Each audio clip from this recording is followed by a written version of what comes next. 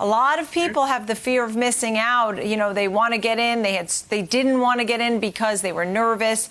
So there's FOMO, but you have FOAM. I mean, what is that? Tell me about that. I have FOAM, which is fear of asset momentum. We're looking at a pretty frothy market, not overall, but with specific regard, obviously, to the FANG stocks, Tesla, some of the COVID tech darlings, which continue to help propel broader market indexes to record highs.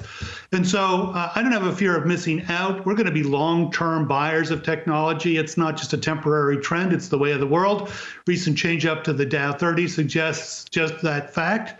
But I do think that you have to be paying particular attention if you're an individual stock investor to valuations. And also, if you're invested in broader market indexes, you've got to steel yourself for the probability, not just possibility, of some sort of pullback in the tech sector, which should not be misread as a pullback for the overall market. The conversations that I'm having, really the core question is, are we in a bubble? My answer is, I don't think the broader market is in a bubble. I certainly don't think the global market's in a bubble.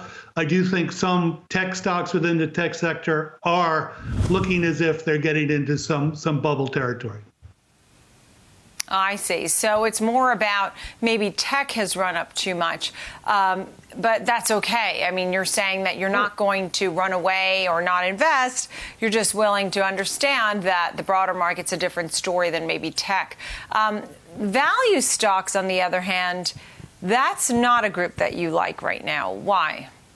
Well, we still think that most value stocks are cheap for a reason. We're always looking for growth at discounted prices and any sort of value theme that has real growth potential.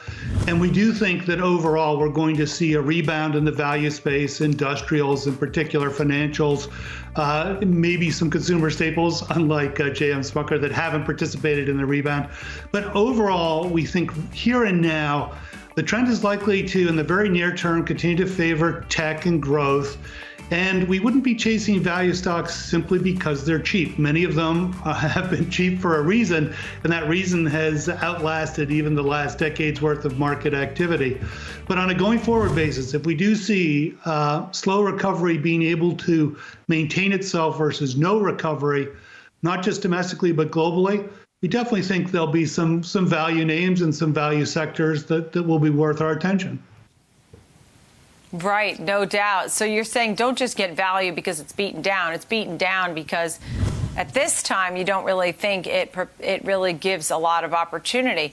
How about not only mention tech, you know, so that you're bearish on the value stocks, bullish on tech and healthcare, right? So how would you balance how much you put in tech and healthcare? That's a really good question, Nicole, because healthcare itself is now sort of proliferated with technology, whether it's medical equipment and systems, devices, whether it's biotechnology. So we want to be sure that we're not overstepping the risk-adjusted bounds of our overall discipline. Healthcare provides a great risk-adjusted return profile. We are overweight healthcare. We have been for decades, so it's nothing new for our clients.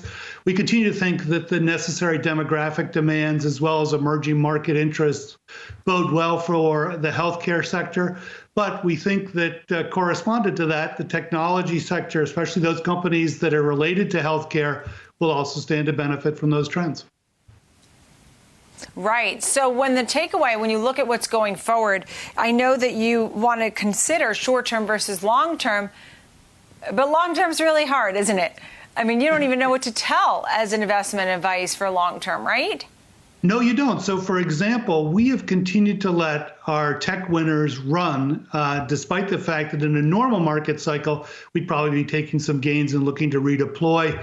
But we have also maintained a steady bolster of defense, not just in bonds, but also running with fairly high cash levels. Really, our cash levels have only been as high in past recessions. So that's there to help offset the fact that we're letting our high flyers continue to run, but it's also there so that we're able to quickly respond to opportunities if this market would just give us some discounted opportunities to pursue.